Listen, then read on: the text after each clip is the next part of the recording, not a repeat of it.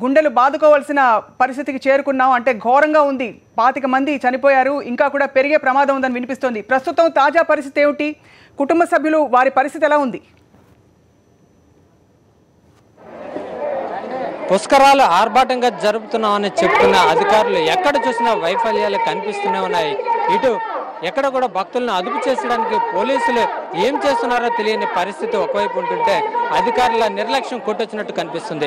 ఇక్కడ మనం ప్రస్తుతం చూస్తున్నాం విశాఖ విఐపి ఘాట్ అలాగే పుష్కర్ ఘాట్ పరిసర ప్రాంతాల్లో ట్రాన్స్ఫార్మర్ల నుంచి వచ్చే ఈ వైర్లను అలాగే విడిచిపెట్టారు. ఆ విధంగానే ఇది మార్గం కానప్పుడు కూడా భక్తుల్ని ఎక్కడ ఆపకుండా అదే మార్గంలో పంపిస్తున్నారు. అంటే ఈ వైర్ ఏమైనా షార్ట్ సర్క్యూట్ అయితే మరింత ప్రమాదం వచ్చి పడే అవకాశాలు అయితే కనిపిస్తున్నాయి.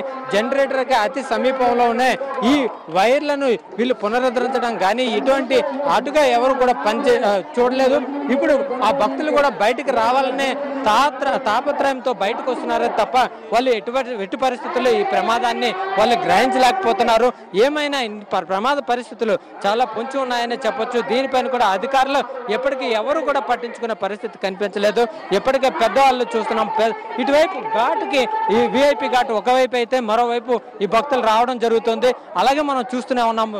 ఈ ఎంత పొంచి ఉందంటే ప్రమాదం చాలా అంచున ఉన్నట్టు ఉంది. ఇదిగో అక్కడ వైర్లను ఎంత ప్రమాద స్థాయిలో ఉన్నాయంటే అంత ప్రమాద స్థాయిలో ఉన్నాయి. ఇవి మామూలు బాగా హై టెన్షన్ ఎక్కువగా కరెంట్ పాస్ అయ్యే ఈ వైర్లను ఎప్పటికీ కూడా విడిచిపెట్టేసి ఇట్లానే ఉన్నాయి. ఎటువంటి చర్యలు చేపట్టలేదు.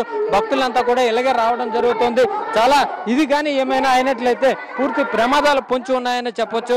ఇప్పటికే చాలా మంది మూల్యం చాలా ప్రమాదం జరిగి మూల్యం చెల్లించుకుంటున్న అధికారులు ఇదొక ప్రమాద హెచ్చరికలు కనిపిస్తూనే ఉన్నాయి. అయినప్పుడు కూడా ఎవరు ఇంతవరకు ఇటువైపుగా చూసే దాఖలాలు కనిపించట్లేదు. అదే అధికారులు కూడా అదే స్థాయిలో ఎవరికి వాళ్ళు తప్పించుకునే పరిస్థితుల్లో ఉన్నారే తప్ప ఇలాంటి నిర్లక్ష్యాలని ఎక్కడ పట్టించుకునే దాఖలాలు కనిపించట్లేదు.